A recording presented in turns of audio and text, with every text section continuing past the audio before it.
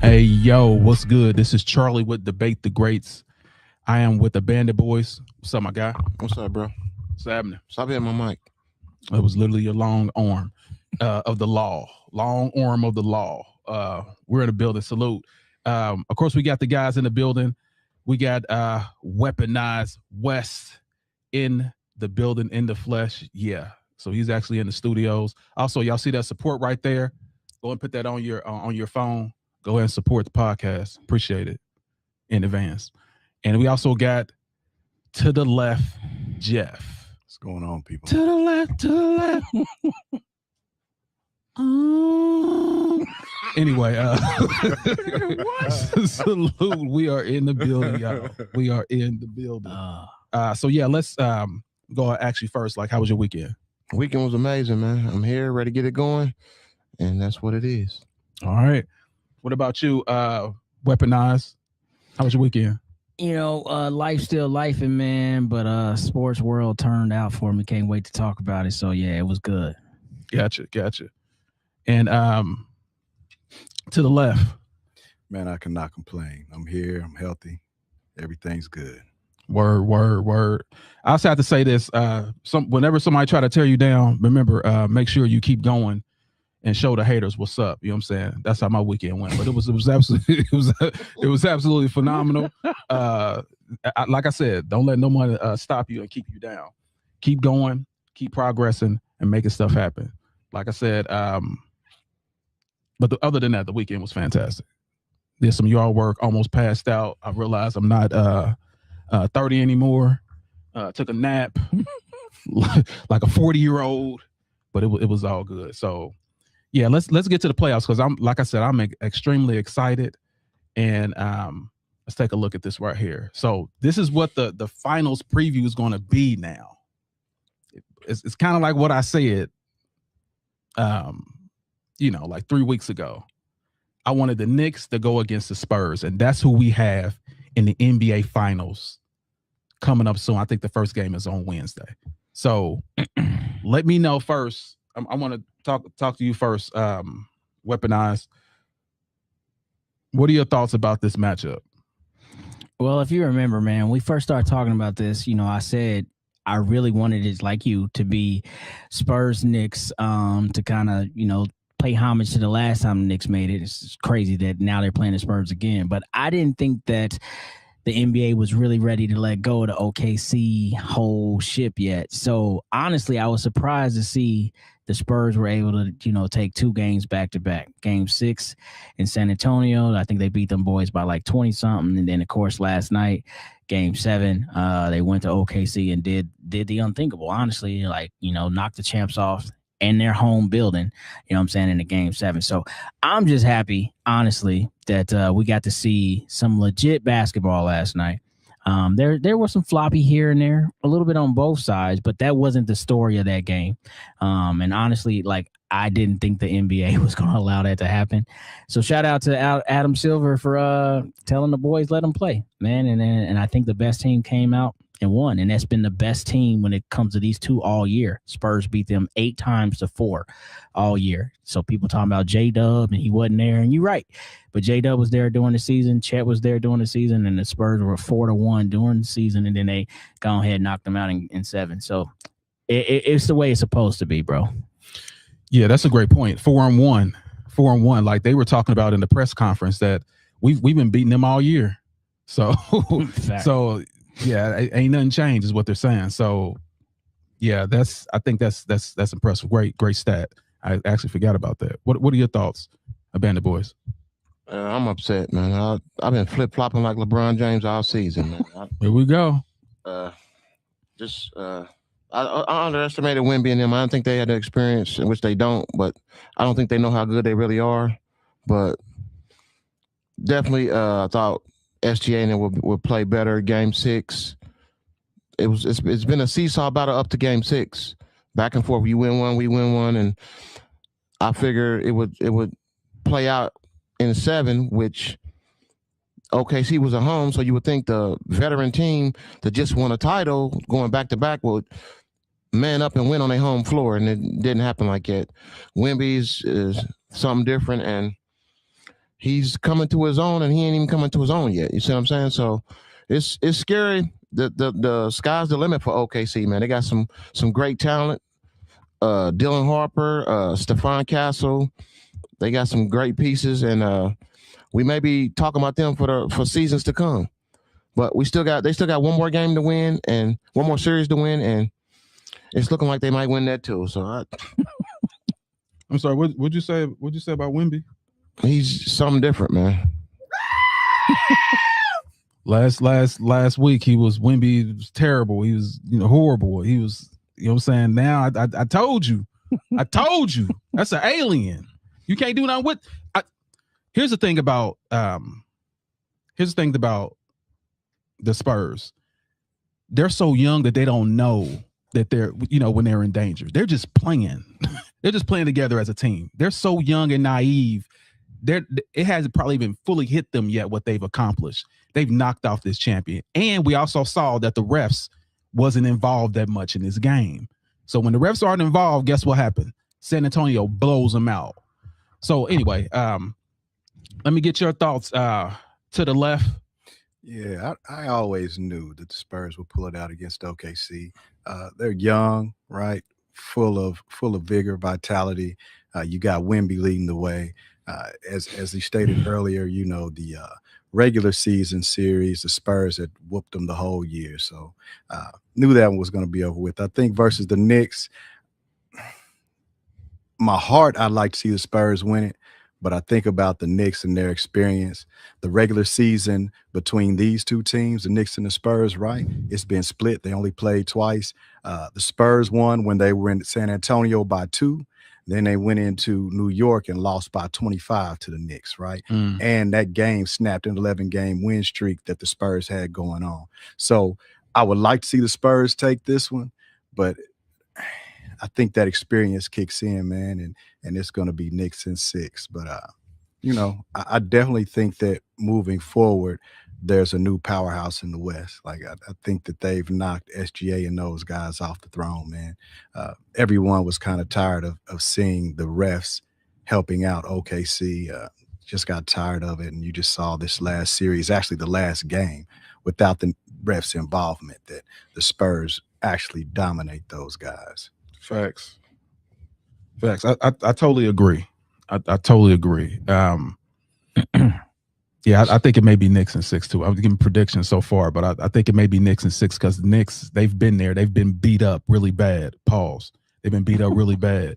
And because of that, I think they have a little more heart.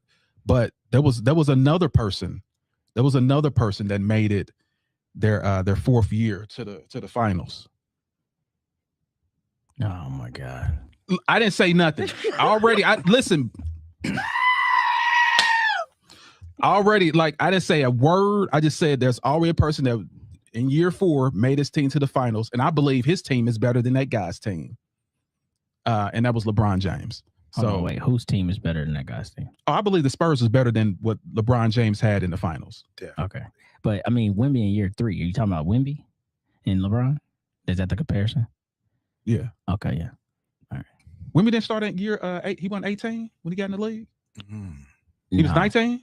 I haven't. Yeah, this is. Yeah, we need to look it up. What if he did? Then that's cool too. But I'm just saying, my guy took janitors and substitute teachers to the finals. Here we go with Band-Aids and rubber gloves. Mm-hmm. Anyway, True.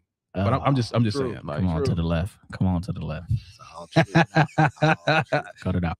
Me and to the left, we to the left. You know what I'm saying? Y'all stand on that wrong right side. Mm-mm. But anyway, let's go to game 6. Let's talk about game 6. It was 118 to 91. It was pretty much like a blowout. we had the Thunder 118-119. Victor Wembanyama had 28 and 10 rebounds. Dylan Harper had 18 points and six rebounds. Shea had a team high with 15 points, 6 for 18. Dumpster juice is what he gave us. Mm-hmm. So I'm actually first weaponized. What are your thoughts about Game 6? So see, this is my thing. Going back to the left point, your point, and like a lot of people didn't want to make this about the refs. And again, when you're watching sports, you don't want them to be a part of the conversation. You want it to be about the players. But the unique thing about this, really the irony of this, outside of the Game 1 loss, and of course the last night, Game 7, every other loss was by 20 points when it came to the Spurs beating them. And so I'm sitting there saying, like, you could talk about, yeah, it's a good series because it went 7, but there's a lot of games where you're like, those games were over, you know what I mean, early in the third, and you just kind of just like letting the time go. And Game 6 is an example of that. When this man didn't touch the free throw line, 6 of 18 is nasty work. That's a third of your shots. The boy going into Game 7, he was 44 for 116. That was his 2-point field goals, and then he was 6 for 23 from the 3-point line. But he was something like 53 or 57 from the free throw line. There you go. That's the story. Yeah. This is your guy that's averaging all these points, and now suddenly he has the biggest decline of any MVP in any series.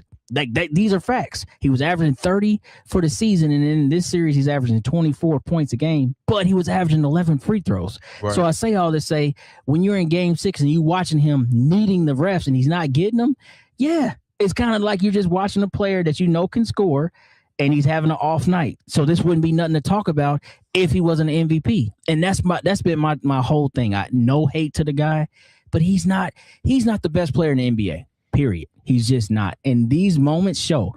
Every time they've gotten blown out, it was this game they got blown out, and I think it was Game 4? Game 4 was another blowout. I'm like, bro, like it's so inconsistent. So these games aren't close all the way through the series. There's 2 blowouts. They beat the Spurs by like an average of 13, I think, and the Spurs beat them by 20. Like, come on, bro. Like, it's not the same. So yeah, man, that game to me was over before it started. And I didn't even get to watch. I was watching it through my friends. They were keeping me up because I was flying that day. But yeah, it wasn't even nothing to talk about, bro. For real. Yeah, it was definitely a butt whooping. It was the hey, go pick the switch out, lay your butt across the bed and pull those pants down. It was an absolute butt whooping. Yeah, the grandpa. Yeah. Go pick it. It's psychological. Go pick out your switch. What? I gotta pick out what you gonna hit me with. Anyway, so what are your thoughts, Bandit Boys? SGA is not who we thought he was. I was on. I flopped to go to OKC because I figured they was a veteran team and they just embarrassed me. So I had to come here today and hear you talk about what you picked for the whole series, and I didn't want to hear that. So I mean, Game 6 was horrible, man. Like you said, third quarter, the game was damn near over. So it's like, and Chet, $200 some $million contract? Yeah, 200. Cut it up. 43. Get a refund, please, because he didn't earn none of that. His new nickname is the human cockroach. What? He just crawling everywhere and didn't do nothing, man. Like scared to death of Wemby. Like you could see it in his eyes. Did you look at his eyes? He was scared the whole game. Like he didn't even look normal. So, please cut that contract up and figure it out, man. Him not looking disperse normal. That. Cut the team up. Do something. But yeah, Game 6 was terrible, and then turn around and get blown out in Game 7. Just I don't know what to say, man. I don't even want to be here. Well, it does. It's a little different when you predict something and it absolutely collapses. I 100% get that. Like you was so strong. You was so Wemby is weak. He's weak. I was like, dang, dude, like give him a chance. Like goodness. And then next thing you know, I might have woke him up. Yeah, he probably watched the podcast. Was like, oh, okay. You know that's what he did with SGA. Like he wanted to teach SGA a lesson. Like okay, SGA, gotcha. Okay, you gonna win MVP over me? I'm gonna show you who's the best player in the game. And listen, he sent him home. Please save me, New York. He sent him home. So please save me, New York. to the left. What are your thoughts, my guy? Hey man, this series was over before it began. I remember that first game. There was I believe it was a rebound that Wemby had gotten stripped from SGA, and he kind of looked back at him and yelled at him, just dominating, man. That was the entire series. I know, like you said, we were going back to back, right? You get a win in from OKC, a win from the Spurs, but those wins by the Spurs were dominant. They were dominant every time. After game 5, they turned it up. You lose game 5, it's win or go home from here on out. You got to win 2 straight. If you lose game 5, you got to win 2 straight. And that's what they did. They did what they had to do. I wanted to speak to Bandit Boy's comment of the Spurs being veterans. If we really take a look, that year that they got a chip, man, they were in game 7 against the Pacers and Halliburton was hurt. We could be viewing OKC in an entirely different light had Halliburton stayed in that game. You're right. So I feel like in the LeBron era, like everybody's always waiting to crown somebody. It was Harden. Then there was Kawhi, you know. Now they're looking at OKC. These guys haven't performed. They haven't proven themselves. The same thing with OKC. Like a lot of guys hold them to this high esteem, and they haven't proven anything to me. Now, I won't take anything away from SGA being a prolific scorer, the young guys being a great team, Chet Holmgren, right? He was doing okay until this season. He said $200 million for Chet Holmgren. Nasty. Crazy. The human breadstick is what I call him. Word. The human breadstick. Hey, like he got his money and sat down, you know. But yeah, that's just my thought on the series as a whole. Like it's over before it began to me. I knew the Spurs were taking the West. SGA, great player, good guy. It was kind of like in game 7 and game 6, watching Batman without his utility belt. You know, seeing SGA without the refs. You know what he didn't have his tools, so he couldn't get that win, bro. But yeah, that's my thought on it. Yeah. That's crazy. I 100% agree with you. Yeah, it's like Superman without the cape. Yeah. You take those refs away because listen, before he became that guy, before he became SGA, this guy that everyone says he's a dominant scorer, this dude was averaging 20-something points. What's the difference? Same guy. Same guy. The difference is this: the refs. That's what changed everything. Once he figured out how to foul bait, that was it. Like it's no, he has like his skill set is still the same. Yep. He's mid-range, still good. Like he picks and pops. But if he doesn't get those calls, he's back to be a averaging 20 points a game guy. And with that, the team loses. OKC loses. But Wemby, he will not be any worse than he is right now. And that's what's scary. Yeah. He won't get worse. He's going to get better. So I am so excited about the NBA now. Like I am so excited. we have a new guy that's like saying, not only, okay, SGA, you got the crown. I'm going to take it off your dang on head and put it on mine.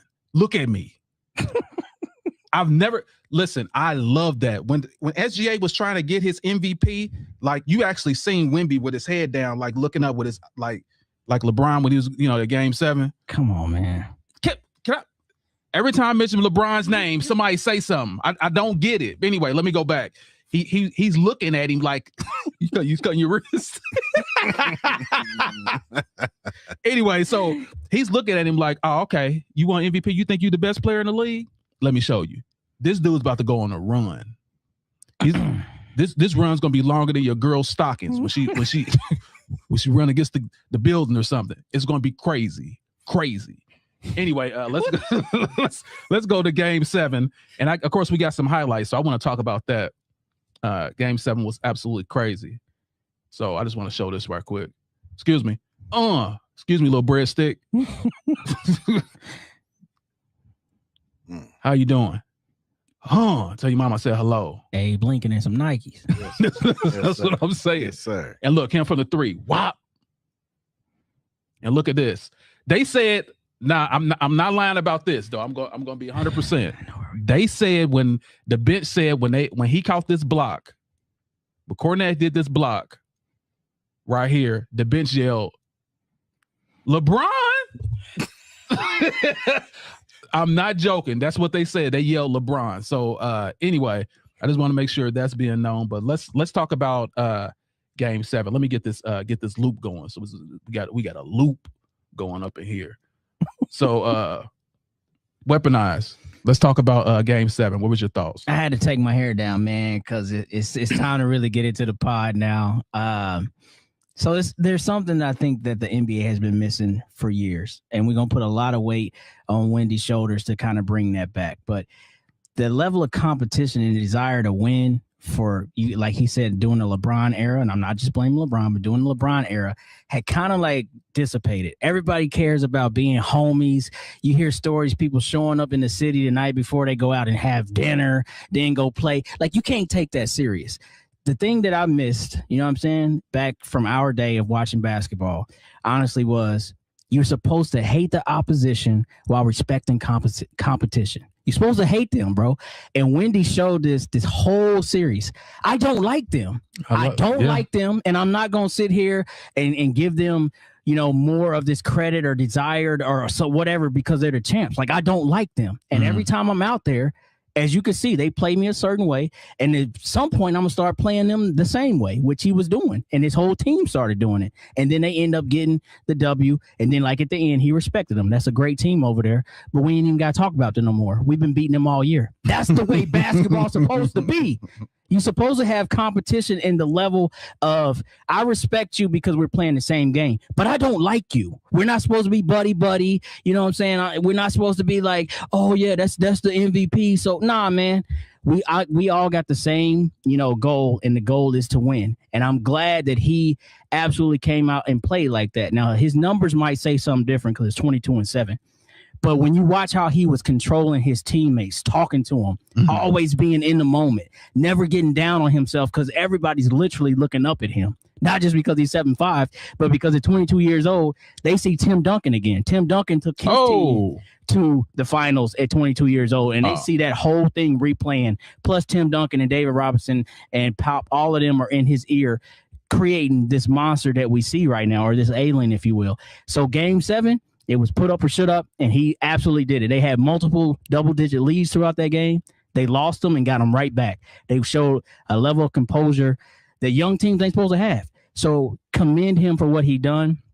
I absolutely appreciate him for bringing that back. Competition matters, man. Respect is there because we definitely trying to, you know, get to the same goal, but I'm not supposed to like you. And that's the way I grew up watching basketball. I seen that last night. So Game 7, hats off to them. It was a good game all around, you know, game of runs on both sides, but you know what I mean? The better team, like he said all year, won. We've been a better team all year, period.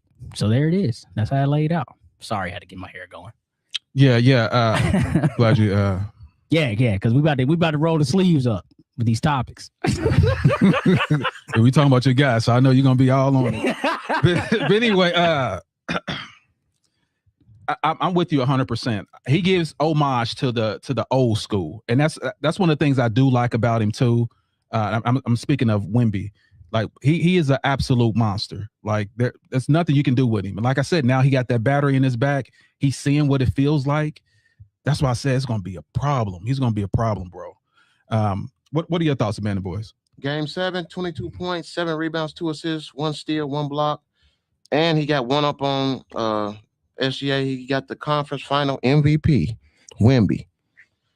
Man, I don't know, man. It's just OKC flopped on their home court. I just can't understand. You flop on your home court, defending champs. We haven't seen a repeat in X amount of years. We thought we was gonna get that. That's been erased again. So that's not happening. And they just didn't show. They didn't prove nothing in the Game 7 at home. That's important. You got the home court advantage. Game 7. This is what people dream of being in the NBA. You got Game 7 on your floor, and you could not pull it out. Diabolical, man. Pause. Diabolical. I couldn't. I wouldn't want to drive. I wouldn't even want to walk to the car, man. Like, that's embarrassing to lose, to be the defending champs, lose Game 6 and Game 7, and then Game 7's on your home floor, and you just flop. It's just horrible, man. It's just terrible, man. I don't want to see SGA ever again, man. I want him out the league, man. Do something, figure something out. I want him out the league, man. To the extreme, I rock the mic like a vandal. Get on stage and rock the mic like a candle. Dance. Dang, you go to the extreme, And bro, I'm it's telling you. Now we got the Spurs paying the refs off. Oh, you said the Spurs paying the Spurs paying the refs off. I didn't want to say it, but it is what it is, Wait a man. minute. Who are you? what? They paying the refs off? Have we seen that SGA debacle? Like, come on, man. Like, What no. are we doing right now? No, the refs actually had to stand down, is what happened. Adam Silver needs to look into it, man. That's all I'm saying. And I'm holding on that. Okay, gotcha. All right, well, let's hear from you to the left, Jeff. What are your thoughts? So my thoughts, actually, if you take a look at the stats, the game was closer than it appeared. If you look at everything like points, rebounds, assists, steals, for the entire teams, they were really close. Spurs had 40 rebounds, OKC 38. Points in the paint, Spurs had 34, OKC had 32. Assists, OKC had 23, Spurs 21. So they won that one, right? Even in steals, it was a split, right? They both had 9 apiece. But the big difference was in fast break points. OKC only had 9, the Spurs had 10, right? So I think that was a big difference in the game, just those fast break points. And OKC is supposed to hang their hat on defense. That did not happen in Game 7. SGA did what he was supposed to do. He had 35 points, 9 assists, 3 steals, a block. He was out there, but the team let him down, man. I think it was Reggie Miller was calling Caruso Captain Chaos, right, and hyping him up. Last night, that man only had 12 points, right? Captain Kangaroo. He turned back into Caruso, right? And we've all talked about Holmgren, but nobody brought up the fact that man played 33 minutes and scored 4 points. Diabolical. 4 points last night. I could have got that. Right, Jeff? I'm just telling you, if y'all need 4 points in OKC and y'all giving out $200 million for it, sign me up. Sign me up. I can give it to you. You hear me? I can give it to you. I'm gunning. Yeah. The Spurs were the Spurs, right? They had some extra help from Champagne, if that's how you spell it. Champagne. Yeah. Right. He dropped 20. He's usually good for about anywhere from 8 to 12, but he dropped 20 last night. Everybody else was the same. Wemby with 22.7 boards. Castle and D Fox chipped in with 15, 16. Harper had 12. They were the Spurs, man. I think that what happened was OKC was basically SGA. He couldn't beat him by himself. He needed the team to step in and help him out. Nobody had his back. Yeah, I wholeheartedly believe that also. And great commentating on that. SGA, did the best that he could, but like I said, once you take that whistle away, he's human. That dude is human. He is no longer an MVP. He is a regular dude from the park in Parkwood, balling, hooping, Sutton Place. He's a regular hooper. That's all he is. You take those fouls away, he's just a regular guy. So, yeah. Wemby did exactly what I hoped he would do. And now, like I said, he got a taste of it. He got that blood in his mouth now. Now, pause. He got that in his mouth now. So now he's like, hey, that was crazy. So he got that taste now like a shark. He's coming. Pause. Goodness gracious. I am not trying to do this on purpose, but listen, I'm calling before y'all say it. Whoa. But anyway, like I said, really proud of Wemby. Wemby, like I said, Shea had 35 points. Like he went out fighting. He actually did go out fighting, but too little, too late. And I'm so glad the NBA said, we are sick of your foolishness. Your run has ended. Now go sit down. Go take, it looked like he took the stuff that stopped the runs. What is it called? Lactate, or what is it called? Like his run is over. So like he took it and now he got no more runs. Pepto-Bismol. There you go. The pink stuff all on your belly. So pause. Magnesium. That's what I'm saying. Like it's crazy out here. But yeah, his run is over, and thank God we're tired of bad basketball. The Spurs and Knicks is going to be exciting. Like I said, this was my pick 3 weeks ago that I said would be extremely great finals, and it's going to be that. So let's go to the next subject, and that is Jordan, Michael Jordan. We have the 30-minute mark, y'all. So this is where it's going to get crazy. So let me go ahead and play this so we can get this thing going. Sometimes I dream he is me. Get to notice what I dream to be. So let me get this Michael Buffer going on. Michael Buffer. Ladies and gentlemen, let's get ready to rumble.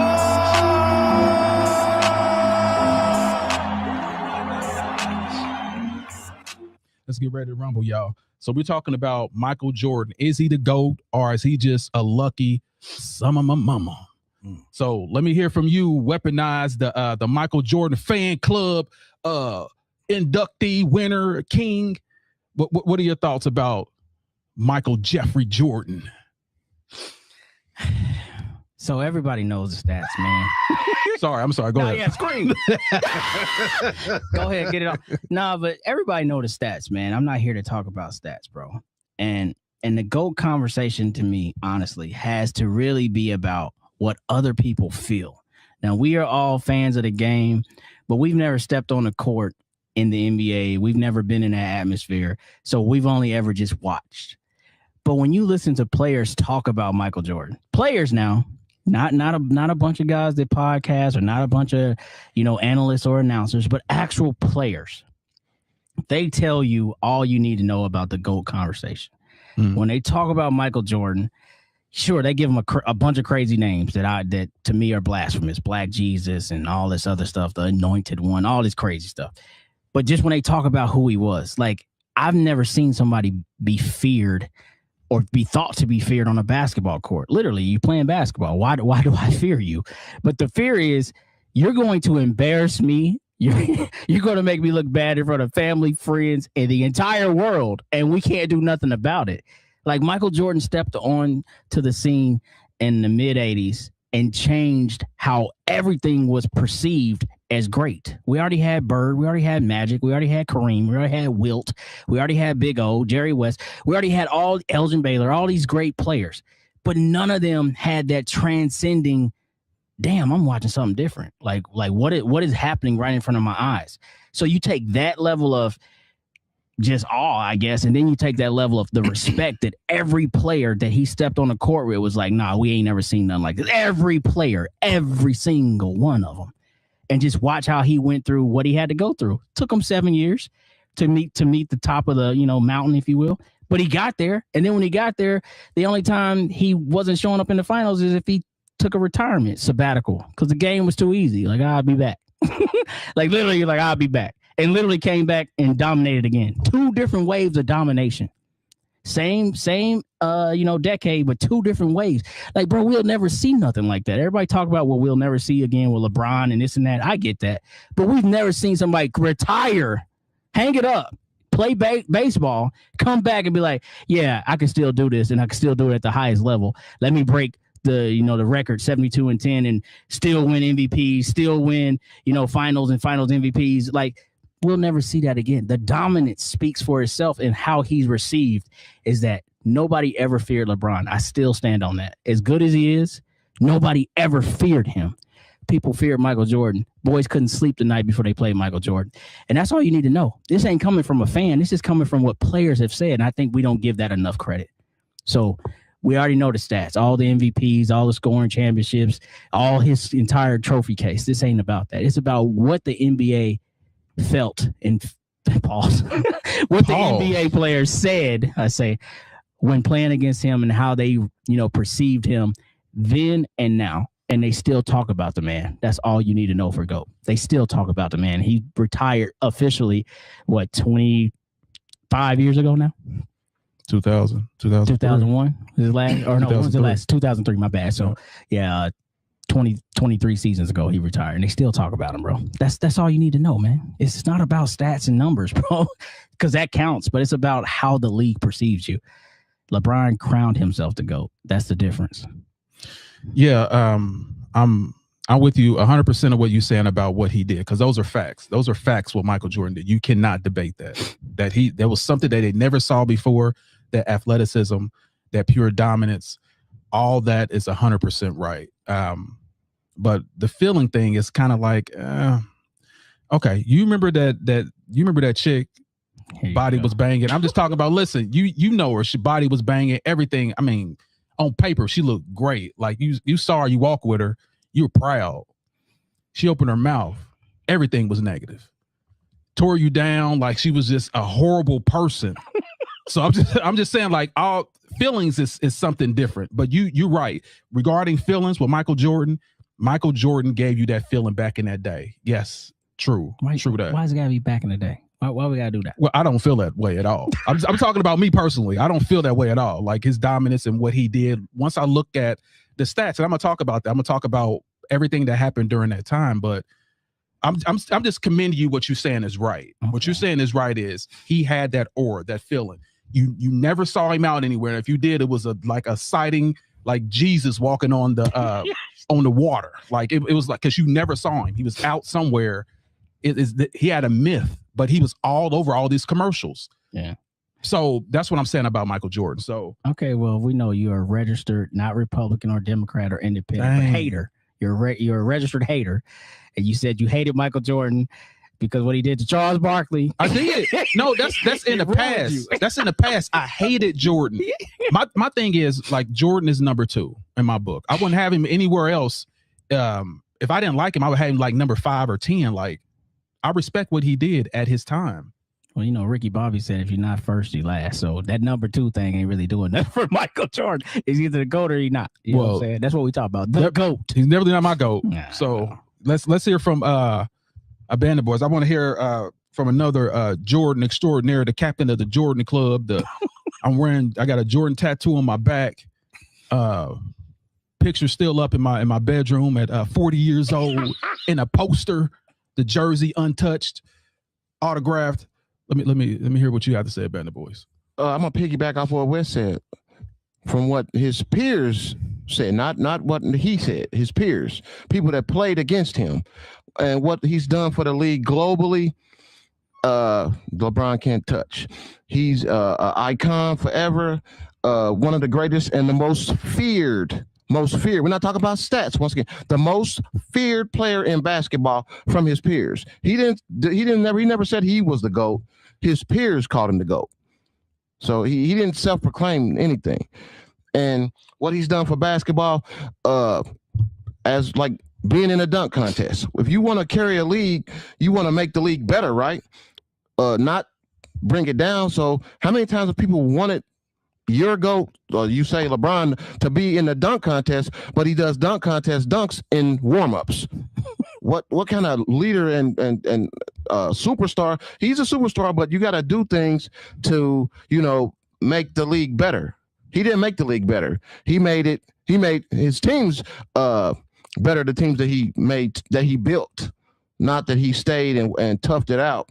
But like I said, Jordan, dunk contest winner. How many dunk contests have LeBron won? Oh, okay. I was just wondering. Crickets. Thank you. Dunk contest is not important. It's very important. It's very important. At all. It's very important. We know that, because had he played in it, you wouldn't have made that comment. If he'd have been in it, you wouldn't have never said that. It would have been the best dunk contest ever in your eyes. What's the best dunk contest ever?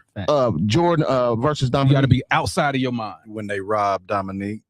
So who do you think the best? What do you think the best dunk contest ever? The one LeBron wasn't in. I think it's Aaron Gordon and Zach LaVine. Exactly. That's the best dunk contest ever. Yeah, but you still got to be in it. Okay, go ahead. I'm sorry. Let me go ahead and let you. Okay. Thank you. Your soapbox. Go ahead. Yeah. Globally, he's done more for the league. Internationally, he's well known. They love him. He's that dude. And I'm not even saying the GOAT. I'm so over the GOAT debate. The GOAT debate is a personal statement. If whoever you like, that's your GOAT. It's always going to be that. Just like Jordan said, LeBron's done a lot of things and he just deserves kudos, but there is no GOAT. That's just a preference. So people can stop saying who's the greatest. There is no great. In certain people's eyes, he's going to be great or he's going to be great. What era you like, what era you don't like. But globally, Michael Jordan is the most feared player in the history of the NBA. People nobody's ever feared LeBron. And you've heard that from his peers. So I don't understand how you could be this great and nobody fears you at all. So I don't want to hear about this and that about LeBron, the GOAT. It's ludicrous. And all you LeBron fanboys need to be taken out and shot. Jesus Christ. Dude, this is absolutely literally shot. The dumbest statement I've ever heard in his life. You're talking about murder. Yeah, murder. Murder. We're talking about the Lion King murderer. Just like they burned jerseys in Cleveland. Yeah, murder. This dude is Michael Jordan, the most feared player ever, the greatest to ever step on the court. And it is what it is, and the debate's never gonna stop. Whether he got 6 rings, this and that, it's not even about the rings. It's about being on the court and being with somebody that you want to lace him up with, and you know he's gonna take that last second shot and not a shot off the top of the backboard and brick. Cut it out. I don't want to hear no more about LeBron. Jordan, shout out to Michael Jordan, and I'm glad you got him on the screen. He deserves it. Okay, but here's the thing. YouTube don't ban us. The question was, is Michael Jordan the GOAT or is he lucky? It had nothing to do with LeBron. I love how shots come. We're not even talking about LeBron. And in this segment, I'm not going to even talk about LeBron. Thank you. I'm talking about Jordan. So there you go. All right. So what are your thoughts to the left? So just with the last few comments, I need a preamble before I even go in to the MJ is the GOAT or lucky. Need to have a preamble, right? Because these guys are saying, I don't care about stats. I'm going to go off what people say. Your Honor, hearsay. Throw all that out the way. I'm only concerned with the facts and the stats. All right. And as far as no one fearing LeBron James, ask the Toronto Raptors, ask the Boston Celtics with KG, Paul Pierce, Rondo, ask Golden State why they ran and got Kevin Durant. If no one feels LeBron James, right? So the preamble's over with. Is MJ the GOAT or lucky? Can't take anything away from Jordan, right? Apex competitor, flat out workhorse. Picture of discipline. While he was in the league, he was a great scorer, good defender, but he was fortunate to be a part of a system. Jordan was part of a system, and I wouldn't say that it was luck, but he was definitely the beneficiary of a series of unfortunate events around the league. Now, you brothers are going to have to give me some time on this one, because when you look at this timeline, cook them to the left. When you look at this timeline, 85, Jordan comes into the league. Larry Bird suffers a compressed nerve and a herniated disc, right? Which affected him the rest of his career, right? He still whooped MJ with the herniated disc. So 87, Scotty joins the Bulls. That's another link or help for MJ. 88, 89, the expansion. The league added 4 new teams. So it was the Hornets, the Magic, the Heat, the Timberwolves. So now we're thinning out the herd, right? We're diluting the Kool-Aid. Yeah. Then in 88, 89, Bird had the bone spurs and had to have surgery, right? The theme that I'm showing you guys is they're clearing the runway for this guy, right? Then in 89, Phil Jackson joined the Bulls. Now, why do I bring up Phil Jackson and Scottie Pippen joining the Bulls? Well, let's discuss Michael Jordan's record without either of them, right? Regular season wins, he has 259, 264 losses, even including his time with the Wizards. So he's 50-50, right? He never won a playoff series, a championship, or a finals MVP without Scottie or Phil. He won 0 playoff series without Phil Jackson or Scottie Pippen. And then when he made the playoffs without Phil or Scottie, he won 1 playoff game. In his entire career, without those two, he only won 1 game. But he was feared. Let me move on, right? In 1990, the flagrant foul penalty was introduced because Jordan couldn't handle the defense of the Detroit Pistons. Now, everybody claims that, hey, the league is so soft now. He would have never survived in the 90s. Well, thank your boy for that. He was the one that cried to the league and had that implemented. In 90 and 91, Isaiah Thomas underwent wrist surgery, fusing 3 bones. We clearing the runway for this guy. Here we go, 1991. Anybody know what the Trent Tucker rule is? I'm going to go ahead and educate my brothers today. So, in 91, the Knicks beat the Bulls on an inbound pass and a pull-up jumper. It was 0.01 seconds on the clock. Dude pulls up, Trent Tucker pulls up, hits a 3, beats the Bulls. Game over. Guess what happened? The league implemented the Trent Tucker rule, saying that if there's less than 0.03 seconds on the clock, you cannot pull up. You can only hit a tip in or an alley-oop. Yep. Hey, we helping this guy now. Again, this is a series. I'm going to have to change it because I said a series of unfortunate events. But if you're a Michael Jordan fan, it's a series of fortunate events, right? And then the coup de grace. In 91, Magic Johnson was diagnosed with HIV and retired. Okay, so let's talk about the teams that won titles before MJ's 6 titles. The Lakers, Magic Johnson retired due to AIDS. The Pistons, Isaiah had the surgery to fuse 3 bones in his wrist. And the Celtics, with Bird having the surgery for bone spurs and a compressed herniated disc. All right. Michael Jordan, this is air traffic control. You are cleared for takeoff. Not to mention the expansion teams, and then we add Phil Jackson and Scottie Pippen. You know, I thought the Death Note was a fake book, but obviously Michael Jordan got a hold to it. Got to writing some things in there. So when you consider all of those, the runway is cleared. This brother wins 3 straight after that and retired. Hey, can I get the Jordan plan? Let me call the league, see if I can get the Jordan plan. Hey, this is worse than, what was it, Tanya Harding? When they ran out and cracked the other young lady with the pole when they were ice skating. Like the lane was cleared out. So I'm not saying that the man was lucky because he did work hard, but he definitely benefited from some events that occurred in the league.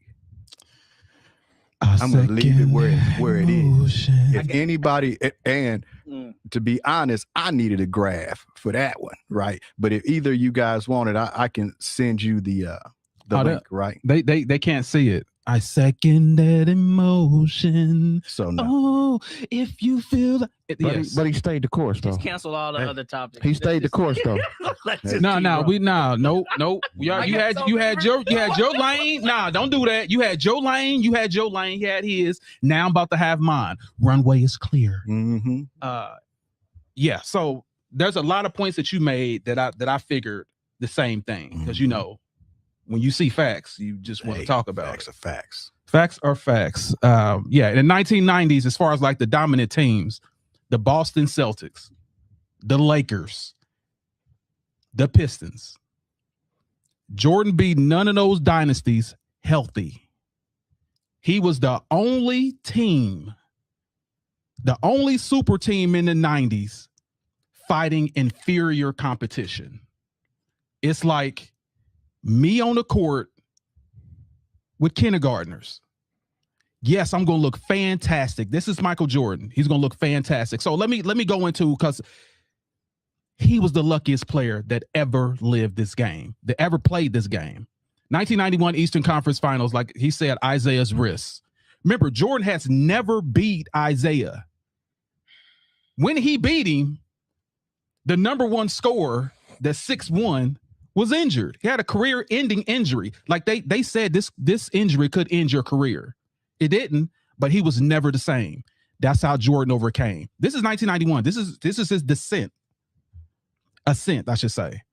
In 1991, Worthy got injured. That was the Eastern Conference. Now he's in the same year in the Western Conference. 1991, the leading scorer, Isaiah, got injured. The leading scorer now on the Lakers in the finals got injured. So game 1 and 2, Jordan checked Magic. Magic spanked his butt. He couldn't do nothing with him. Guess what he said? Grab him, Scotty. Go get him, Scotty. Go get him. This is after Worthy was even down too. Go get him. And after that, after game 3, when actually Pippen got Magic, then the Bulls actually won. And another thing you said about the expansion era, I just want to talk about the expansions in the 90s. That happened in 89. I just want to talk about when Jordan was in his run. He was reigning supreme. 1995, the expansion, the Vancouver Grizzlies and also the Toronto Raptors. Expansion teams, 2 expansion teams watering down the league as him the champion. So what I'm saying is Jordan had no true rival. None. The only time he had a rival, guess what he did? Ducked.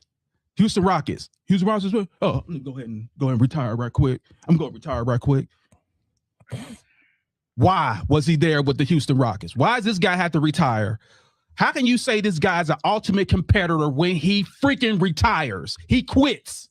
This is the guy's your king, the quitter? 23 years straight. That's all I gotta say. 23 years straight. My dad, suck it up, boy. Come out here and play. My dad, man, my gambling debt. There's no competition. Lace them up and play. Excuses is what I hear from Michael Jeffrey Jordan. This is your GOAT. Exempliments failure. The aura of failure is what I see. But yes, when he was there, he was dominant. He was that dude. But when I sit back and look at it, you can't handle the pressure. You got to go home, go get some Lay's potato chips, sit on the couch, go play baseball. You think you're a baseball player now? Really? The delusion? How about do what you're great at and went to the baseball and was a failure? How about do what you're great at?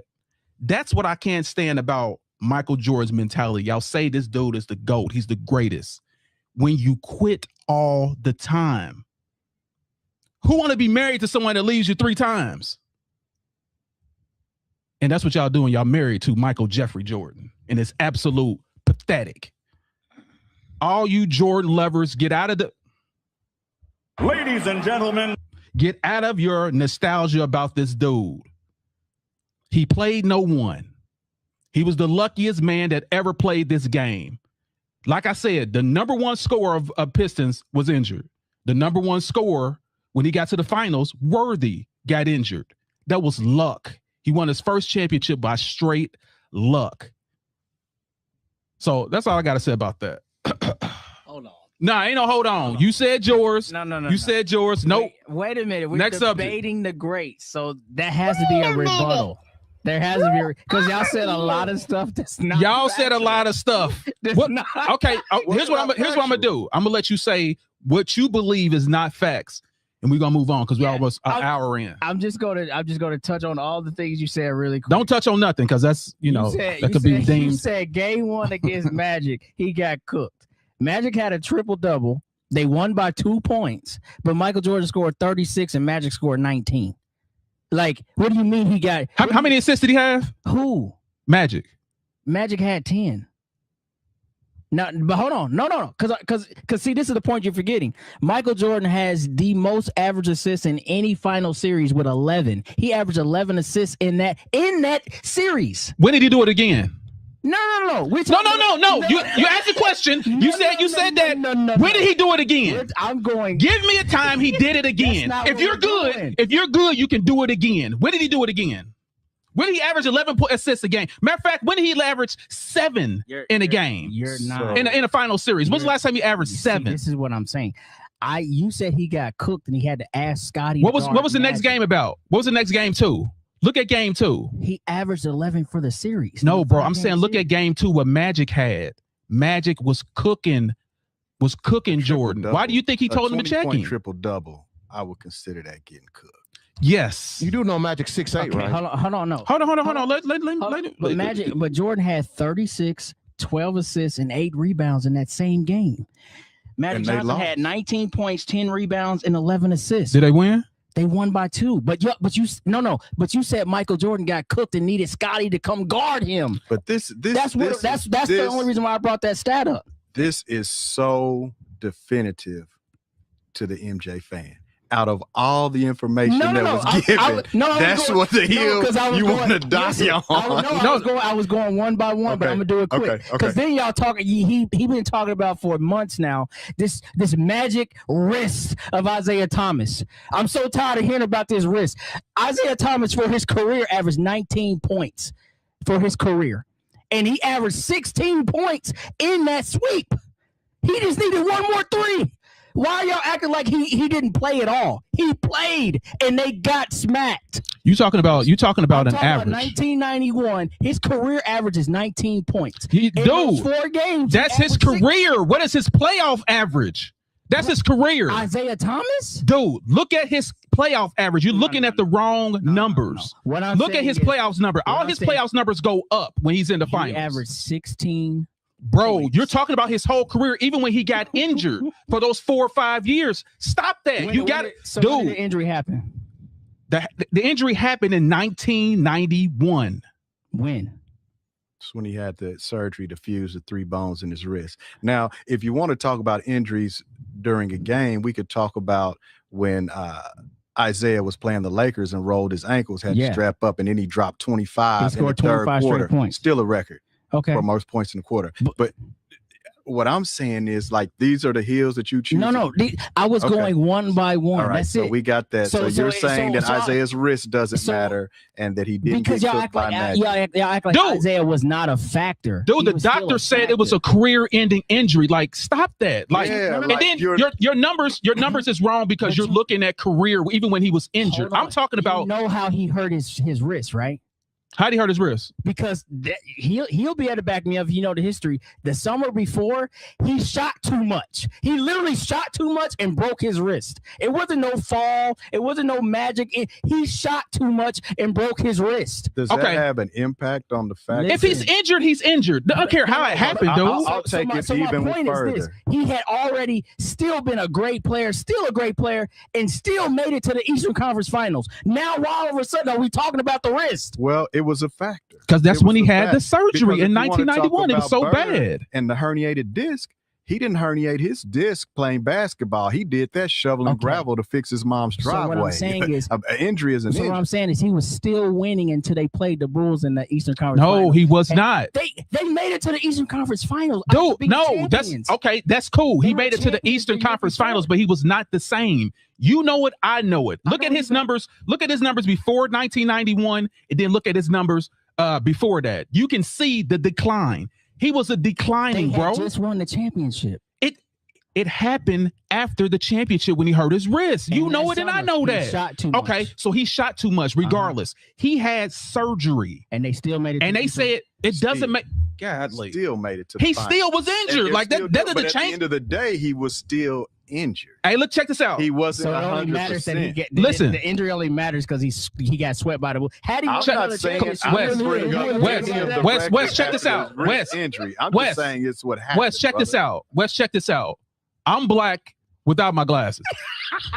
I put my glasses on, I'm still black. Okay, OJ. That doesn't change nothing, is what I'm trying to explain to you. It doesn't change nothing. So the Pistons should have failed all year. They shouldn't even made the playoff. They shouldn't even made to the Eastern Conference He's still Finals. a competitor, bro. They're still a good team. Which one is it, man? Yeah. You flip-flopping. No, ain't no flip-flopping. Ain't no flip-flopping. If someone's injured, you're moving. That's what it is. He's out there. He's out there. Listen. Go back to your next thing. What else do you got next? Because we're dispelling both of those things that you just said. But go ahead. Go to the next one. What's the next one? All right, this is the last one, and then we can move on. Because this is a combination. Y'all keep talking about who was Phil Jackson before he went to the Bulls? A champion, Who NBA was champion. Jordan before he came to the Bulls? No. I'm answering your question. I'm answering your question. He won an NBA championship. He was a champion. Okay. That's your answer to your question. What does that have anything to do with being a coach?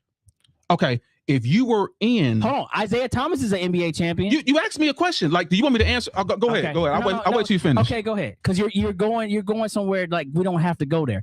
Before he took a head coaching job, who was he in a coaching world? That's all I'm asking. You didn't say in the coaching world. Okay, now that's what I'm asking. Of course, he was a rookie coach, but here's the difference.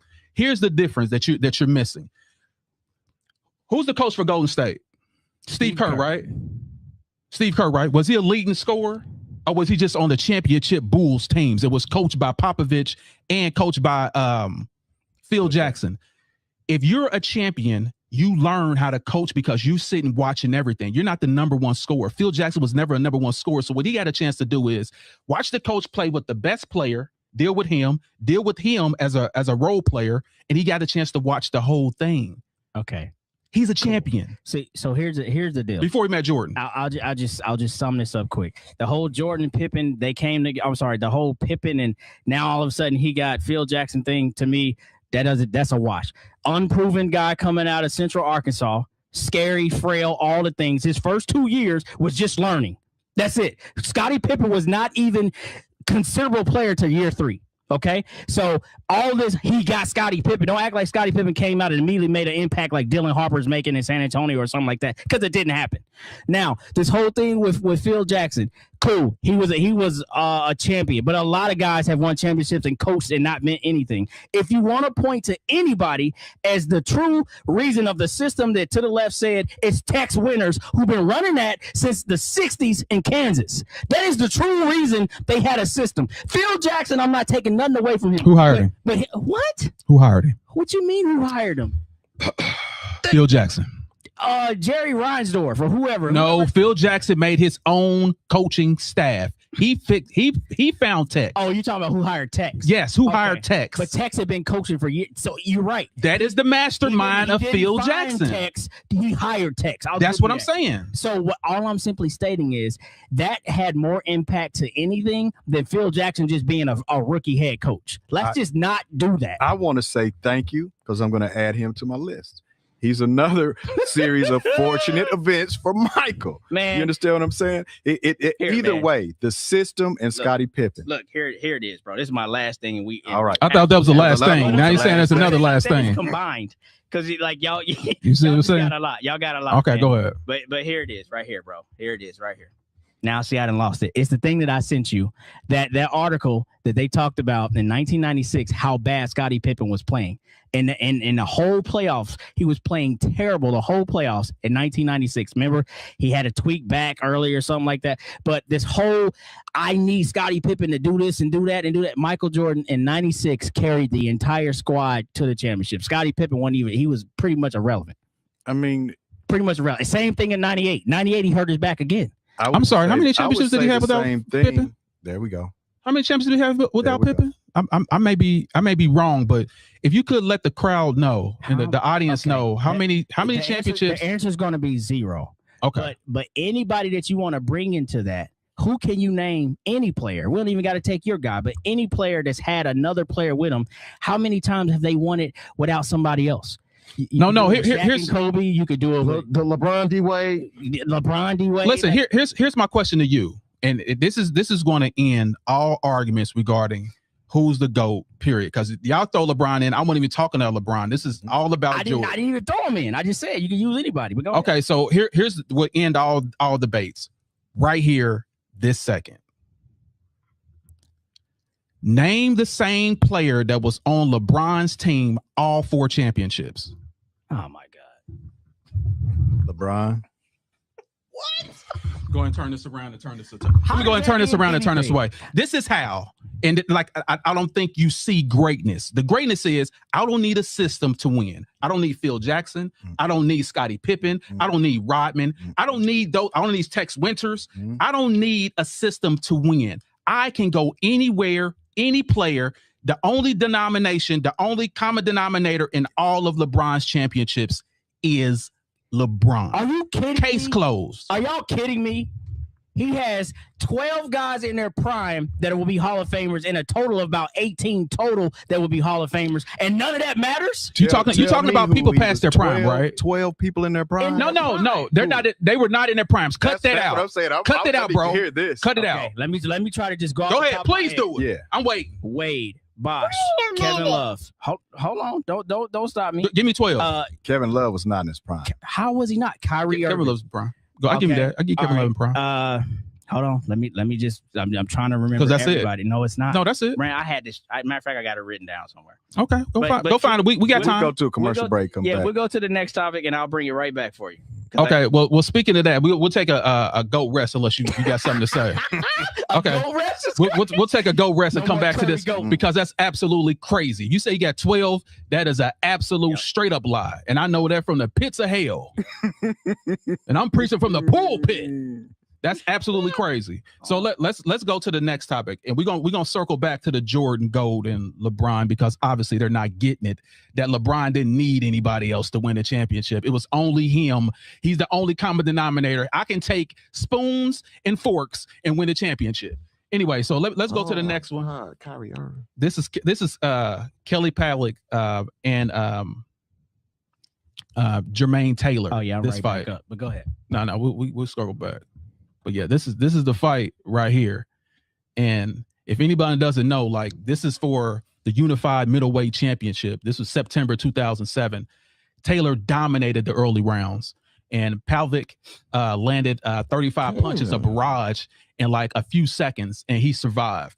Like Taylor in the end got overwhelmed. This is what I call a modern day Rocky story. Like he was beating the brakes off of him. Look at him. This is crazy. Like the crowd was like, yeah, the announcer's like, yeah, it's over. This thing is over. Look at this. This is crazy. Look, and then next thing you know, Pavlik goes back. I can hear the music. Dun-dun-dun, dun-dun-dun, killing him. And so Pavlik come back and win. But this is one of the most, and like I said, this is a classic that no one talks about. And what I like to do is bring these great boxing matches to the forefront so each one of you guys can see this and appreciate greatness.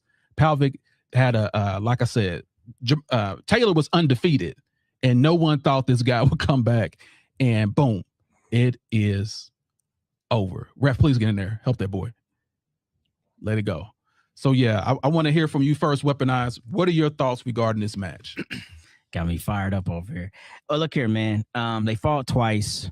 In this match right here, honestly, this was one of those things where I don't even think Jermaine Taylor, because at the time he was undefeated, I don't think he took Kelly Pavlik lightly. I just feel like a lot of boxing careers have that weird story. Like I couldn't get over the hump with this guy, and this became Jermaine Taylor's actually like that became the fight for him. It kind of looks like Roy Jones and Bernard Hopkins. Like they had fought when they were like kids, nobody really seen it. And then when it was time to fight for real, like Roy ran away from that. He didn't want that problem till way late in the career. And we know how that went. But in this fight, man, Jermaine Taylor was doing Jermaine Taylor things. Using his power, jab was solid. He was bullying Pavlik. I mean, I think that's a second round knockdown right there. But then he got KO'd in round 7 because he ran out of gas. And then the second time they fight, it was a unanimous decision for Pavlik because he just had that, as you said, mentioned that Rocky iron type, personality. Like he just going to, keep coming forward. But that's what's beautiful about the sport of boxing, and it shows in this fight. A puncher's chance. When people say that, that's exactly what it is. And Kelly Pavlik was always a puncher. And again, he did not do well at the beginning of the fight, but he just kept coming forward, kept wearing him out. And then finally, his stuff started landing, and boom, the rest is history. So I feel like this was something that really changed like how that class was going at that point, because Jermaine Taylor was set up to be like a super, super, super nova star. That dude. Yeah. And then, you have these two losses.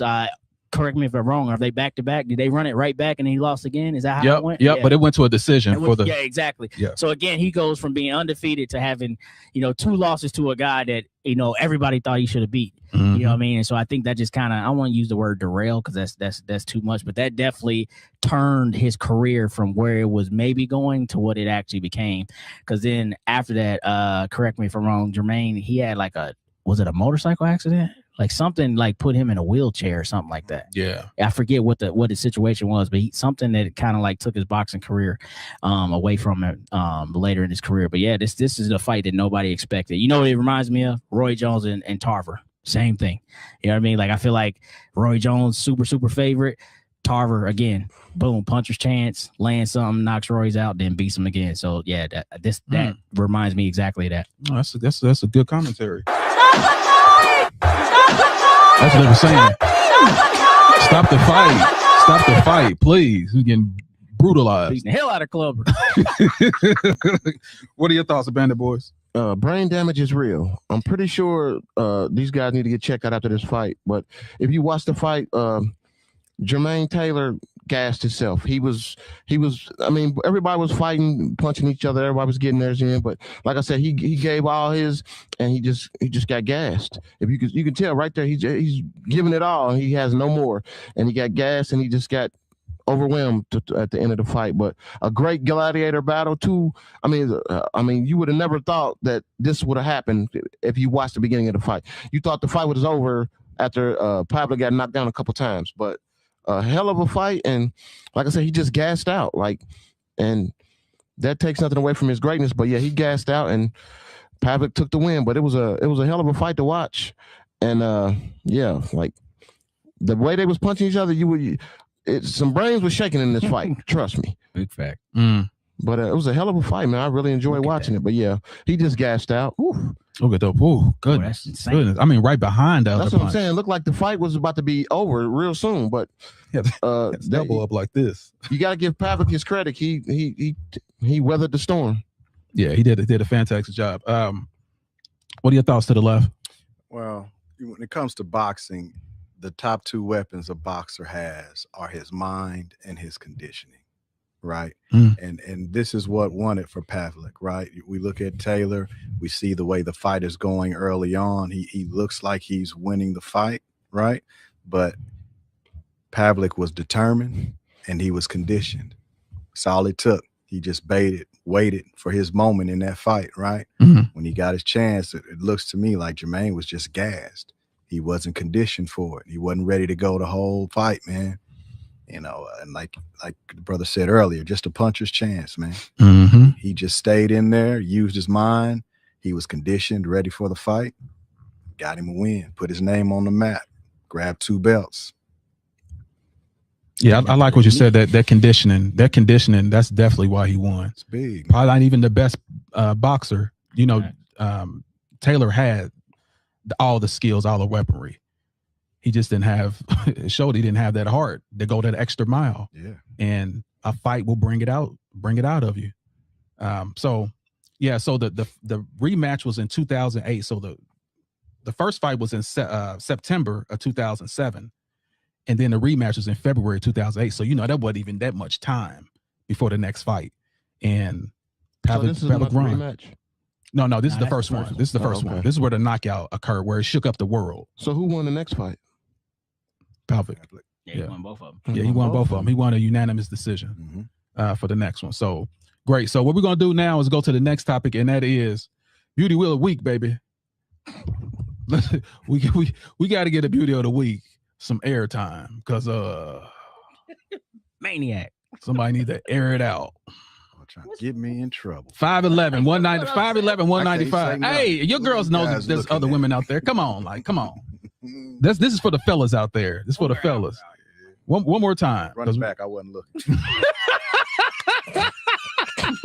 Sicko hour. He said sicko hour. 5'11", 195. Tall drink of water. Water. Quench your thirst. There you go.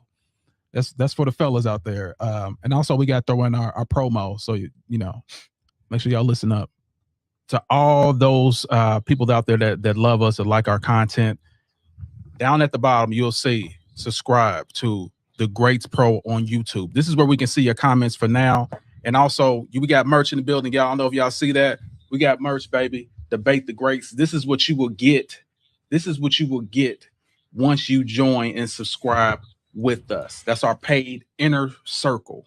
You'll get one for free, discounts on all type of other stuff.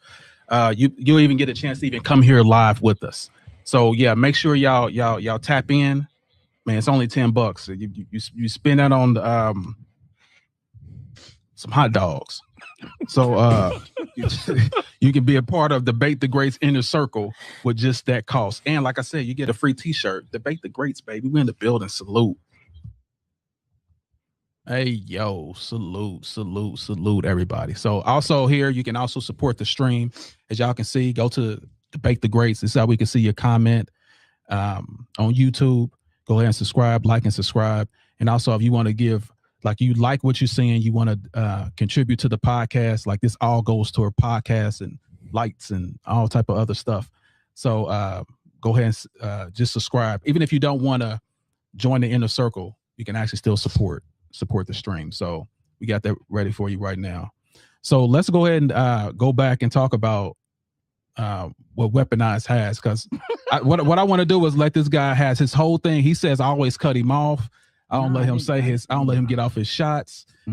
So I just want him to have his room to do what he wants to do, to operate. Yeah. So go ahead, Weaponized. No one's going to disturb you. I'm a point guard to score and don't talk about my wrist. But anyway, here we go, man. So it's 7. I'm gonna give you 7 in their prime, and it's like 14, 15 total. All right, 7 in their prime. Anthony Davis, Kyrie Irving, Kevin Love, Dwayne Wade, Chris Bosh, Luka Doncic, and I'm gonna also say Rajon Rondo, because he was still playing at a high level at that time. That's 7 in their prime. No, not Rondo. Rondo was not in his prime. Cut that out, bro. In their prime. No.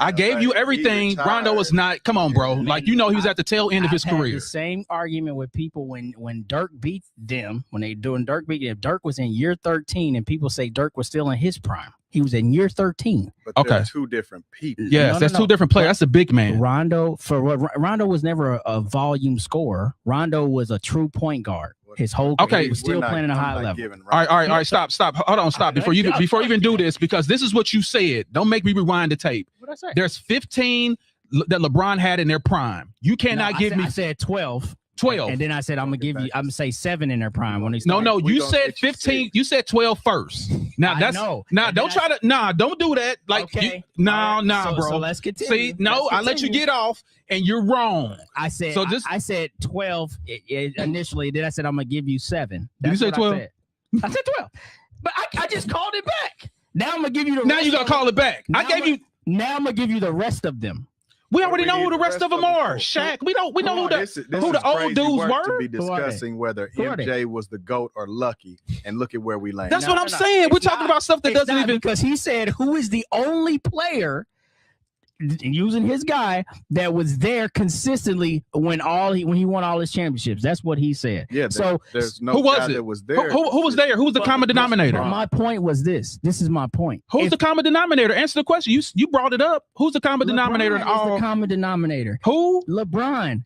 Okay, that's all I said. That's not the point that was being made. The point that was being made is, name me the guy that's won all by himself and everybody else is nobody. I never said he won by himself, bro. I said the common denominator. So you can't talk about Mike only had Scottie Pippen and never won nothing without him, but then say LeBron went everywhere else and still won with great guys. Well, here's the difference. He still won with great dudes. This is what we're saying about. I love how y'all Mike, just make right?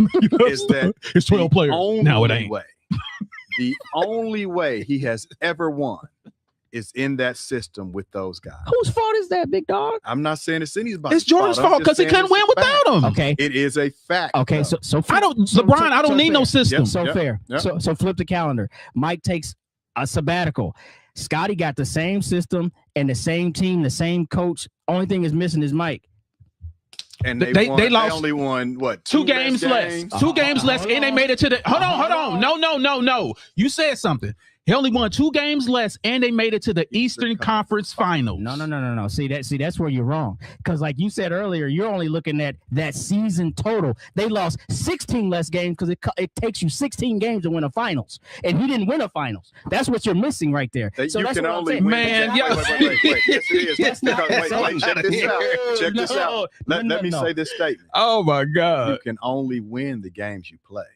Right, you can't make up 16 games so that I didn't play and count them as losses. Dude, they didn't listen. lose 16. Okay, listen. Let me say something about that. Lost 2 games. Let me say something about that. When LeBron James leaves a team, they become a lottery team. When Jordan leaves, this team make it to the Eastern Conference Finals. That is another difference between LeBron James and Michael Jordan. The team collapses. Every time LeBron goes to a new team, they go to the finals within 2 years. You know why it collapses? How come I can't finish what I'm saying? Like you're talking over me. I let you talk. I let you do your thing. You jumped in with me. Okay, go ahead. Okay, so what I'm saying is Eastern Conference Finals. Every team that LeBron James go to within 2 years, they win a championship. Even the Lakers. Even when he went back to Cleveland, even when he went back to Miami. Oh, now it's when they go back. Okay. Yeah. So whenever he went to those teams, other than the team he was back to his every team he went to that he decided to sign a contract to, other than when he was drafted, within 2 years they became champions. Bubble champ. So yeah. So what you're saying? What I'm saying is he's champion. He builds the team for his glory. And then when he leaves, of course, they're going to suffer. Why? Because it's built around him. Like last week when you brought up your statistic, who's guy that's ever done this in a finals? Remember, he was 1 across the board on everything, and they lost. My point is this: what other team has ever been constructed for that to be how we win or lose? It's all on you, or we have no shot, bro. So dude, that's not something that he's going to get credit for. He signs off on every team he builds. Y'all talk about Boobie Gibson and all these other guys. Mo Williams, that's something he signed off on. I don't know why all of a sudden that doesn't matter when it doesn't come out to a championship. But when they won all those games in the regular season and made it to the finals, wherever they made it, suddenly it was like he took these guys to this pinnacle, but we couldn't get it done because they suck. No, you can't do both. No, it's competition, bro. And Boobie Gibson were his first run in Cleveland. He wasn't running anything there, which is why he left. You understand what I'm saying? Yeah, he knows that. When he has put a team together, within 2 years they get rings. They crowned him king at 19, bro. They did, but they crowned him king at 15. Don't get it twisted, bro. When he made no, don't get it twisted. At 15, Sports Illustrated, Jordan was getting cut. Why did Magic say what he said? Jordan was getting cut. You heard what Bird said. Bird said anybody that's on LeBron James' team, do not recruit them because he makes all them good. They're terrible. When Magic talked about LeBron chose Russell Westbrook over DeMar DeRozan. Y'all remember that now? Yeah, Magic. So again, he chose wrong because everybody couldn't wait to blame Russ when that didn't work out. So he chose wrong, and it's like, oh well, the team wasn't good enough. This is something he signed off on. To your point. So that's what I'm saying. LeBron has been doing this. The reason why I fell out with LeBron when I stopped, like, he is this, he is that. When you start raveling Jordan? It had nothing to do with that. There's no accountability. Zero. No matter what he does, it's greatness. And then when it doesn't work out, it's somebody else's fault. Listen. I've never heard anybody say LeBron is the reason why this happened. Ever. It's like you cannot criticize him. It's like you can't say nothing wrong. It's always his teammates didn't show up. They didn't do this. He didn't have enough of this. They played better competition. This is the team that he wanted. What I'm gonna do is I'm gonna show you. I'm gonna bring in clips of all LeBron taking responsibility for everything that goes wrong. I'm not talking about no. Okay, so that's what we're talking about. That's what you just said. Now I can't show it. Run. Now I can't show information off of whether Michael Jordan is the GOAT or was he lucky. We all know he was lucky. Now I say this a lot. People only bring up MJ at this point to debate LeBron. Against LeBron. Like he's not relevant anymore in basketball at all, except to debate whether or not LeBron is the GOAT. Michael Jordan's not relevant. No, you just proved it, brother. All we asked is MJ the GOAT or was he lucky? And we got on a 5-10 minute rant about LeBron. No, I'm sorry, it's a half an hour. about How does LeBron. it have nothing to do with it? We're talking to an MJ fan on whether MJ is the GOAT or lucky, and we end up stuck on LeBron. Because LeBron is just something we just discussed. I refuted Magic Johnson. I didn't see LeBron on the topic. I refuted LeBron went on the topic. I refuted Magic Johnson. I refuted the Detroit Pistons thing y'all talked about. Like, I refuted the Scottie Pippen thing y'all talked about. None of that had nothing to do with LeBron. That's what I'm saying. This man said that he had to go get Scottie Pippen to guard him when Mike scored 36 and almost had his own triple-double. Mm-hmm. And they lost. What's it got to do with defense? They lost by 2 points. What it got to do with defense? Better, what does that have to do with LeBron? Again, what I'm saying is I refuted all the things we talked about on the Michael Jordan or is it lucky? The LeBron thing came in because we gonna go back and watch. There's always a parse of how he gets dropped in, and then we get the L like we brought it up. Oh. We can look it up. Y'all brought it up. Y'all brought it up. Also, where's these 12 All-Stars that was in their prime? I'm still waiting for that. He got 6. I gave him time. Didn't I give him time? We talked about other subjects. I gave you 7. Okay. So that still ain't 12. It wasn't 12. I gave you 7. I can count. That ain't 12. Then there's a total of 15.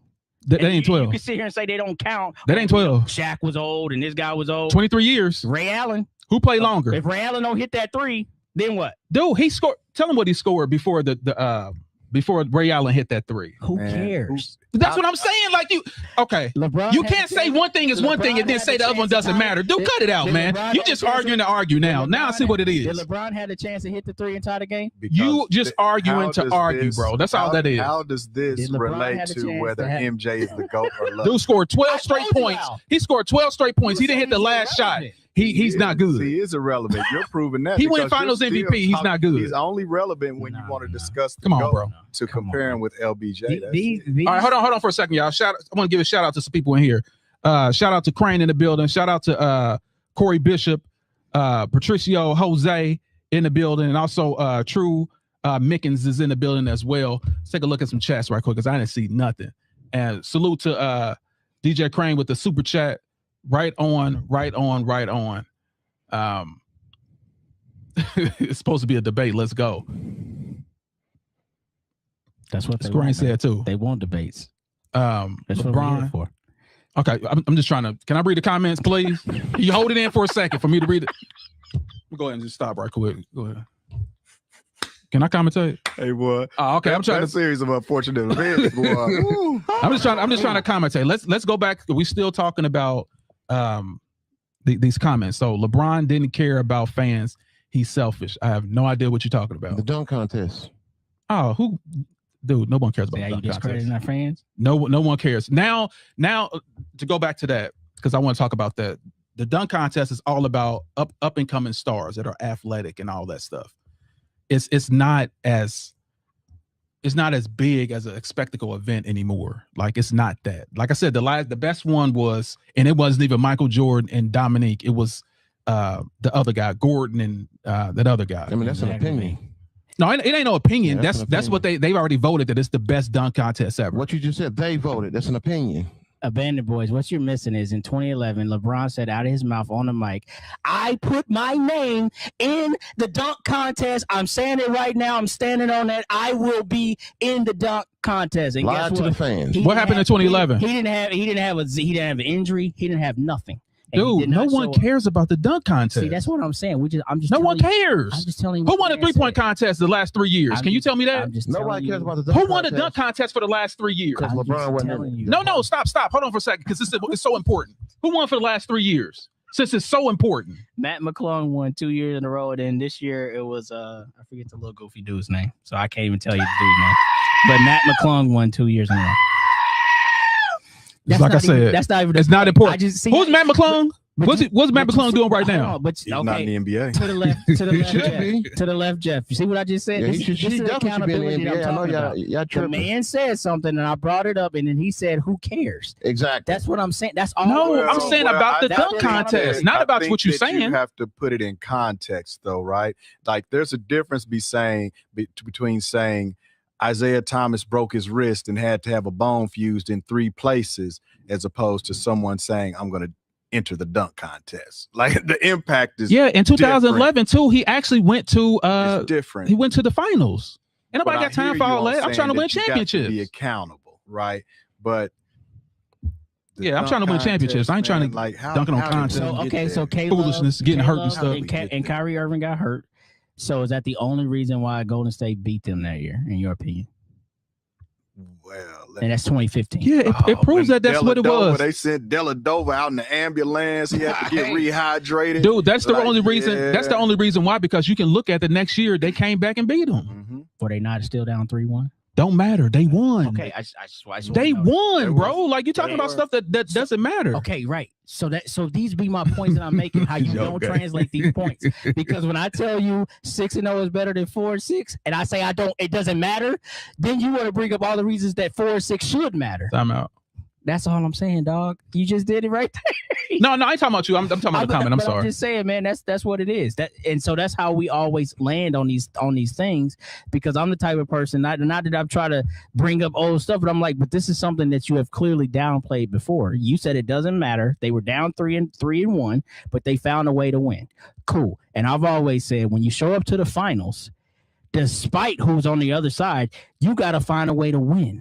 And but it's easy. Find a way to win that goes against you. It's easy when you're not playing nobody, though. See, it's easy. You do that. So if what you're asking because it's facts. When they lost to Golden State the first go round, does LeBron have to take it? Yeah, just like he had to take accountability for them losing to the Mavs the first go round with the Heat. Yeah, like you got to hang your hat on those kind of things. Coming back 3-1 that made him the GOAT. Or take accountability for the worst coming back on final series. They were a plus 700, I think, the first time he was in the Cavs against the Magic. Y'all can look this up. And then he ended up losing that series 4-1. That's what left him. That's when he left Cleveland to go to Miami. But they were highly favored to win that. All the betting odds were on them, and the Magic dominated them. Can we talk? It's just that type of stuff, bro. Cleveland, and yeah, he definitely has to take responsibility for that. I'd have to look at that though. Yeah, I gotta look it up too. But you're talking about stuff that beat the Magic. Look it up with that team, and then again, I think it's like the point of what Bird was saying. Hey, they kind of fell victim to that. Meaning you looked at the Cavs and thought they were really that good. Because being honest, everyone knows that he brought with him to play against the Magic. Okay, let me end this thing right here. The Michael Jordan Bulls had the record for the best regular season record ever. The wins. Yep. That team beat that record. That Golden State 16 team beat that record. 73-9. Which means statistically, they should be the greatest team that was ever assembled. Fair. Statistically. So if a guy come back from 3-1 to that team, a unanimous MVP, 2-time MVP, Defensive Player of the Year, all on the same team, 4 All-Stars. He come back from 3-1 on that team. That's something, bro. Defensive Player of the Year missed a game and a half. Whose fault was that? That's not my point. Dude, you got to play the game. Like, you're right. Yeah, so you can't just like you can say, hey, if Jordan would have went to year 23, he probably would have better numbers. He probably would have, but he didn't.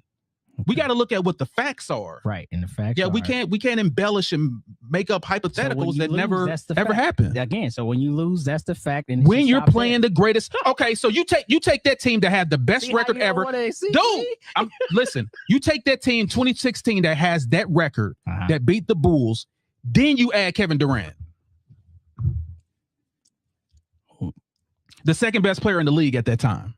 I don't understand.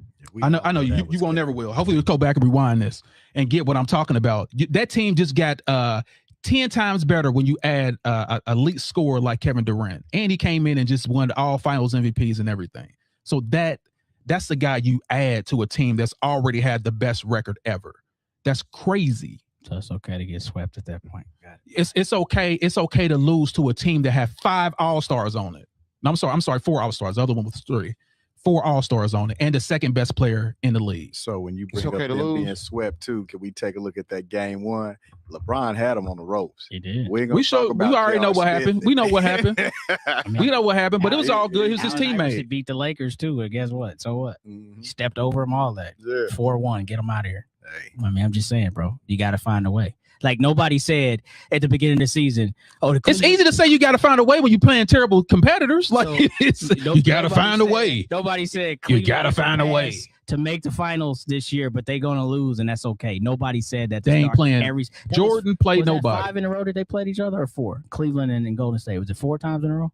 4 times in a row, right? Yeah, because he won Yeah, one. 4 times in a lost row. 3. But I'm saying at the start of every season, nobody said, yeah, if he makes it to the finals, that's good enough. Knowing who was going to be waiting there. Nobody said that. Loser mentality. Like, that's what I'm saying. Like, there's no exception. That what they said was this. It doesn't matter who gets there, Golden State is going to win it. Dude, there was a meme going around. That was the thought process those 4 years. Wow. There was a meme going around where it said when LeBron won the championship and they added Kevin Durant, they showed a picture of the Avengers going against LeBron James, because that's exactly what it was. All the best players, that whole team, that whole starting lineup was pretty much in the All-Star game. Starting. They were the starting. Starting for the West, for the whole West. 4 of them were the What are we talking also. about, man? Cut it out. Showed up then. Anyway, so let's go to the last thing. The last topic. The last topic is the 90s. What 90s player that would dominate today's game? Let me hear from you first, Weaponize. Wait, which way? What 90s player? 90s player. There's a graph right there in front of you. Let me pull it up so you can see it. Okay. Which 90s player would dominate? Who would you say would be the top 3 that would dominate in this era? All right. Well, I know who one of them. Yeah, Mike Akeem and because I can't even say Shaq because the game is so different. Shaq's gonna struggle. Shaq's gonna dominate, but he's gonna struggle. So I say damn, I guess I got to because he's just Shaq. But Shaq ain't gonna be able to guard nobody. So, but who can guard Shaq too? So yeah, I say Akeem, Shaq, and Jordan would dominate. And by dominate, what do you mean? Just points or actually lead a team to championship? Just dominate. Just dominate. I ain't talking about leading a team to champ. Just dominate. They will offensively dominate.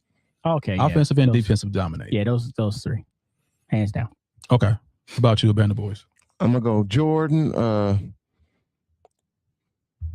Hakeem, and Shaq. That's all I see up here, really. Okay. Yeah, I wasn't even thinking of 3. I thought we would get 1, and I definitely chose Shaq. Shaq would dominate. There's no one that's ever played the game like Shaquille O'Neal. And I hear the point about the game is different now, but if we come down every time and throw that ball in the paint, you guarantee Shaquille O'Neal's guaranteed 2 points every time he touches the ball. So who are the 3? Who are the 3 you would choose? So I got Shaq, just it, right? Mm-hmm. I would go man, I don't think Michael Jordan. I got to give Jordan. He could dominate because he dominated then. He could do it now. Who was the 3rd? Maybe I'm going with Barkley. Barkley was a tough guy too. I mean, he could score. He could play defense. He had that mean streak. Him and Shaq fought, so he wasn't scared of nothing. So yeah, I'm going with Shaq, Jordan, and Barkley. Okay, great combo. Yeah, Akeem. I see Akeem today, right? Like we look at Wemby as like an upgraded version of Akeem in my eyes. He really doesn't have that footwork Akeem had, but for me, the same argument exists for Akeem that it does for Shaq. I mean, you got to get the ball down there to him, and the game is so different. You know, okay. These guys pretend like a big man's not even on the floor today.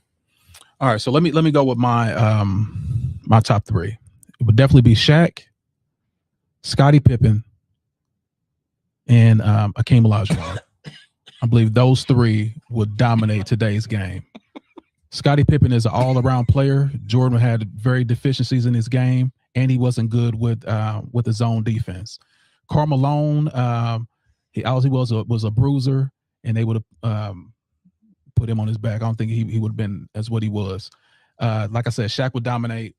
Pippen, best all-around player, and of course Olajuwon. I don't think anyone could stop that guy. So those are my 3. So what would Mike average in your opinion? I'm sorry, what? What would Mike average? I'm not talking about Mike. I'm done talking about Mike. So this whole thing is not about Mike. We already talked about it. You can't put that hand in it. Yeah, so we're not talking about Mike. I'm talking about what his record is regarding zone, and it wasn't good. They play zone today. So that's my opinion. You gave yours. So there you go. So we can talk about Mike all dang on day. I ain't think about that, dude. Anyway, so we're in the building. Salute.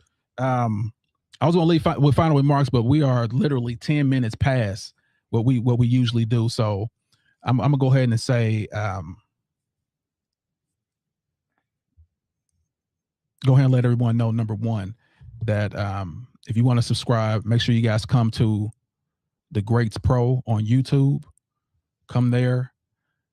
Go ahead and put your like. Go ahead and subscribe there. You want to be in our inner circle, get a free T-shirt. Come in here, debate with us. Have your comments will be read first. Then you join the inner circle. But if you just want to just come in and just say, hey, I just want to be a part of everything. I just want to come in and show my support. You guys can literally click that link right there and go ahead and donate. Because the only thing it does is go directly to the channel. We're going to keep giving y'all more heat. We're going to keep on debating. We're going to keep on talking about what's going on in the playoffs. And we're going to give some scenarios. And this was by Weaponized. He gave a really, really great idea. He said, why don't we talk about hypotheticals if this championship team would have went against this championship team? That's what we're going to be doing after the playoffs and stuff is over. So we still going to have some entertaining topics to talk about. But listen, salute to the left, Jeff. We got Weaponized West in the building. We also got a band of boys in the building. Y'all, we are out of here. I'm going to leave y'all what I always leave y'all with. That's win today.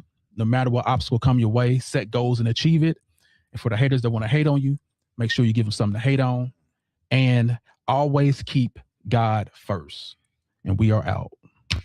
See you.